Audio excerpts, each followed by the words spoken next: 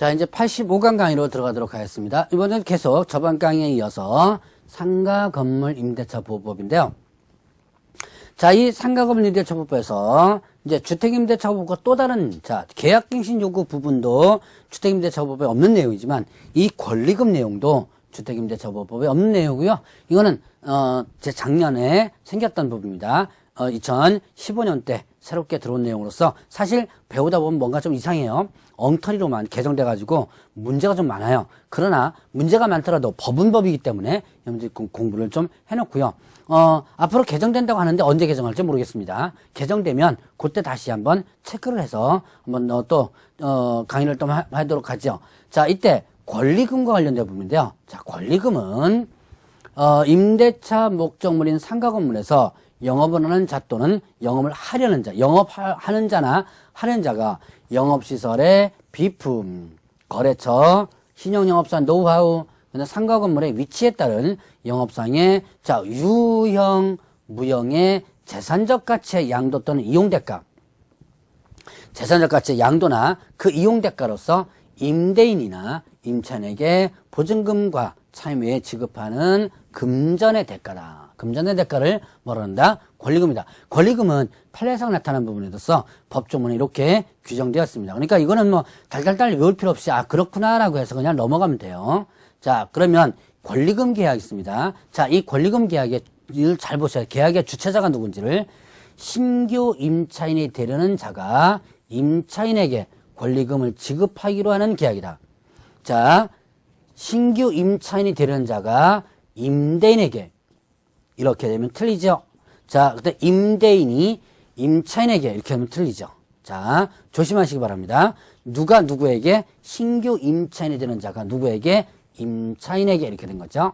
그 권리금을 지급하는 계약을 권리금 계약이라고 한다. 자, 그러면 이때 권리금의 회수 기회를 보호하는데요. 자, 임대인은 임대차 기간이 끝나기 3개월 전부터 임대차 종료시까지, 자, 3개월 전부터 임대차 종료시까지 권리금 계약에 따라 임차인이 주선한 신규 임차인이 되는 자로부터 권리금을 지급받을 것을 방해서는 안 된다. 임차인이 주선한 신규 임차인이 되는 자로부터 권리금을 지급받을 것을 방해서는 안 된다. 방해 금지가 끝나기 3개월 전부터 종료시까지예요. 자, 그러면 이때 누구가 임차인이 주선한 신규 임차인. 자, 여기서 임대인이 주선한 신규 임차인이 아닙니다. 임차인이 주선한 신규 임차인이 되는 자로부터 권리금을 지급받을 것을 방해서는 안 된다. 자, 그러면 이때 계약갱신 요구를 거절해서 사유의 어느 하나에 해당하는 경우에는 일단 제외한다 그러는데요. 그런데 이제 예를 들어서 계약갱신 요구를 거절한 사유, 대표는 뭐예요? 3개 차임을 연체한 경우 이런 거죠. 예를 들어서 3개 차임을 연체하는 경우라든가 이런 경우는 일단은 방해도 된다는 얘기예요. 이 방해 금지 규정이 적용되지 않는 거죠. 자, 그러면 이때 금지되는 방해인을 보게 되면요. 임차인이 주선한 신규 임차인이 되려는 자.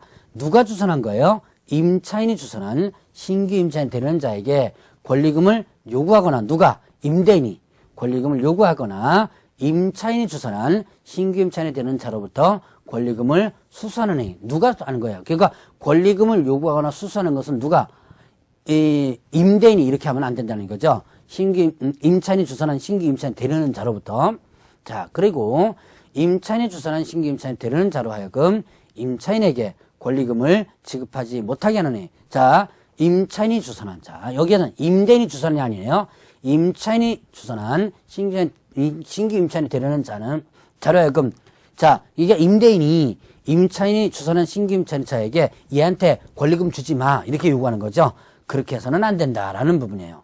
자, 그 다음에 또 임차인이 주선한 신규 임차인이 되는 자에게 상가 건물에 관한 조세 공과금, 주변 상가 건물의 차임 보증금 그 밖의 부담에 따른 금액에 비추어 현저히 고액의 차임과 보증금을 요구하는 행위. 자, 이건 뭐냐면 상가 임대차 보증금이나 월세를 이거를 너무 터무니없이 시세보다 너무 터무니없이 요구하는 거예요. 그래놓고 뭐 하는 거야? 하든지 말든지 맘대로 해. 대부분 계약을 깨려고 많이 요구하는 경우가 있죠. 계약을 깨려고 요구할 때 이렇게 터무니없이 요구하는 경우가 많아요. 자, 이렇게 해서는 안 된다라고 하는 부분이죠. 자, 그 다음에 또 그 밖에 정당한 사유 없이 임대인이 임차인이 주선한 신규 임차인 되는 자와 임대차 계약의 체결을 거절하니 정당한 사유 없이 임대차 계약을 거절해서는 안 된다는 얘기예요. 정당한 사유 없이. 자, 이렇게 금지되는 행위, 결국 금지되는 행위는 결국 누구에게는 이거야. 자, 임대인이 임차인이 주선. 자, 임대인이 주선은 아니에요. 임차인이 주선한 신규 임차인에게 뭐 보증금을 받거나 요구하거나 또 권리금 지급하지 못하게 하거나 아니면 또 터무니없이 보증금이나 월세를 요구하거나 그 외에도 임대차 계약을 거절하거나 이렇게 하면 안 된다는 얘기죠. 자, 그러면 이때 이제 임대차 계약 체결을 거절하지 못한다 그러는데요. 거절할 수 있는 예외적인 규정이 있습니다. 자, 임대차 계약의 체결을 거절할 수 있는 경우는 어떤 경우냐?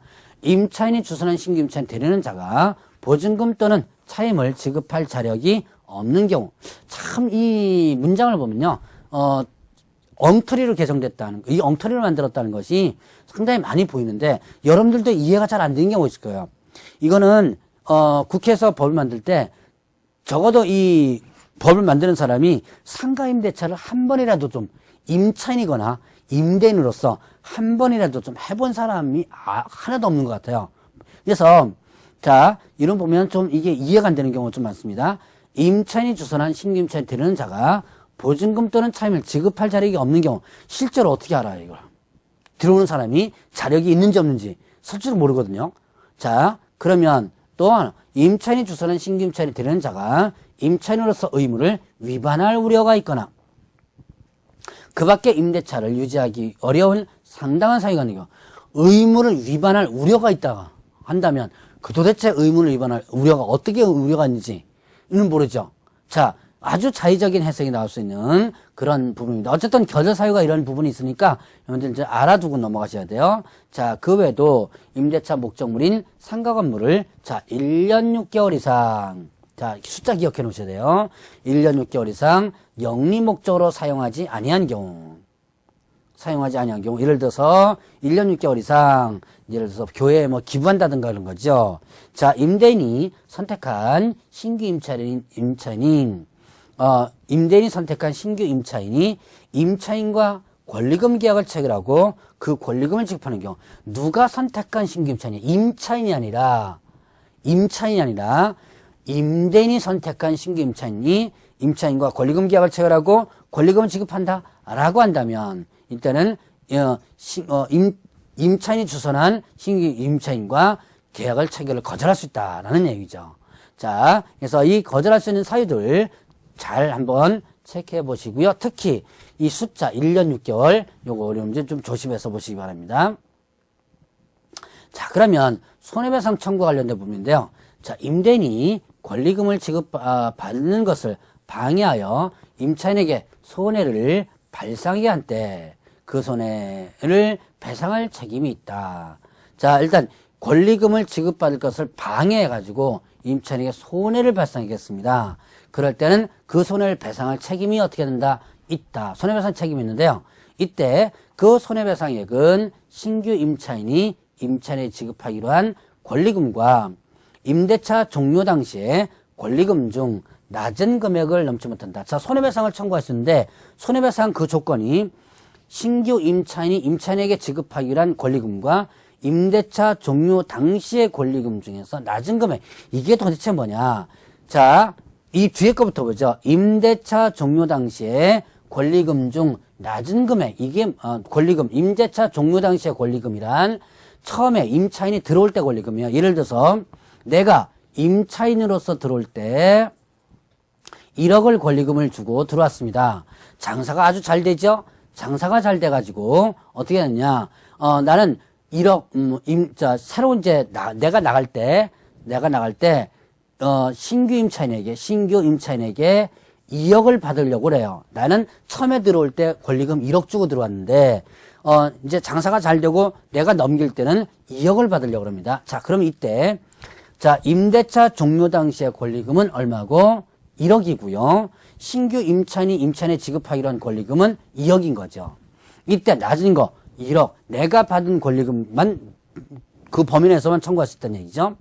자, 그 다음에 손해배상을 청구할 권리는 임대차가 종료한 날부터 몇 년 이내 3년 이내 행사하지 않으면 그 시효로 소멸된다라고 할 수 있습니다. 몇 년에 청구하지 않는다? 연도서 기억현에서 돼요. 3년. 자, 그러면 자 여기서 또 정보 제공 의무가 있는데요. 임차인은 임대인에게 임차인이 주선한 신규 임차에 드리는 자의 보증금 및 차임을 지급할 자력 또는 그 밖에 임차인으로서 의무를 이행할 의사 능력에 관하여 자신이 알고 있는 정보를 제공한다. 근데 사실은 참 이것도 힘든 거죠. 자신이 알고 있는 정보를 제공하라는데 현실적으로 상당히 일단 판단하는 게 힘든 내용입니다. 이것도 조금 문제가 있는 거고요. 어쨌든 이런 규정이 있어요. 자, 그다음에 유통산업발전법에 따른 대규모 점포 또는 준대규모 점포는요 권리금 적용 안 됩니다. 이 보호되는 거. 국유재산법에 따른 국유재산이나 공유재산 물품관리법에 의한 공유재산 이것도 권리금 적용이 되지 않아요. 자, 그러면 권리금 계약서를 작성하는 부분인데요.